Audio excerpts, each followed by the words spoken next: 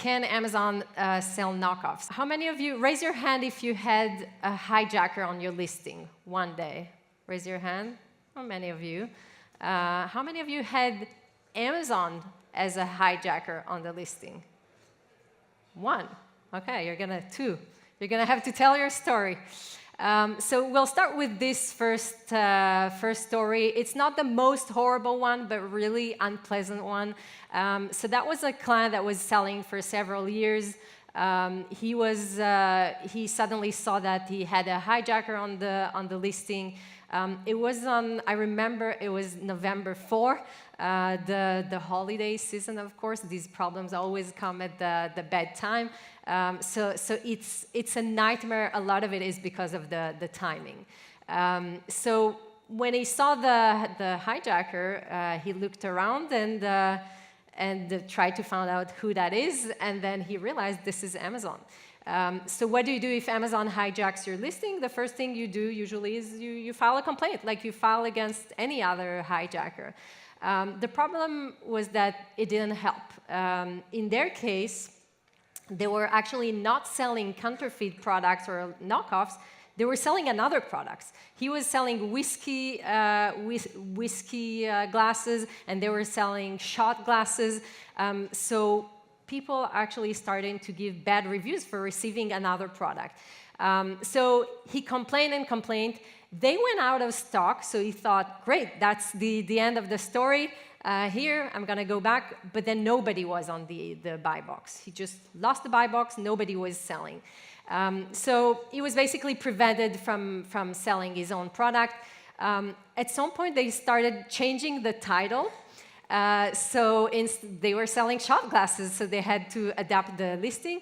It's obviously a one-piece seller. I mean, it's Amazon, but behind it, probably a vendor. So they changed the title.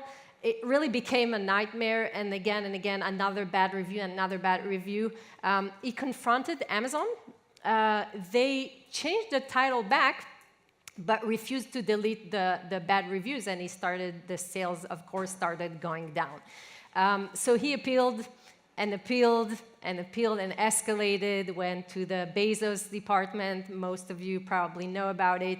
And then what we did, we decided to approach the legal department. So does any of you, raise your hand if you ever approached Amazon's legal department?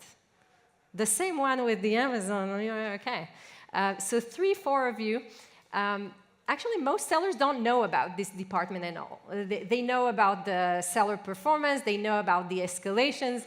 Most of them don't know, and it's a kind of a secret department for lawyers.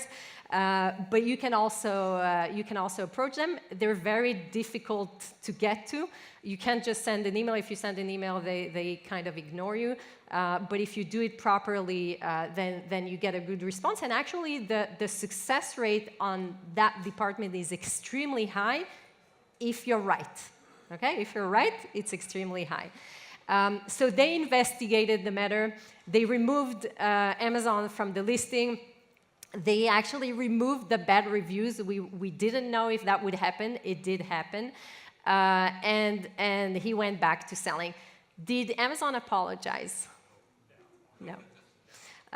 So yeah, you're right. They did not apologize. So that was the first case to get you kind of into the mood of the bad stories. Not a nice story. He lost a lot of money until he got that buy box back. November 4, difficult period.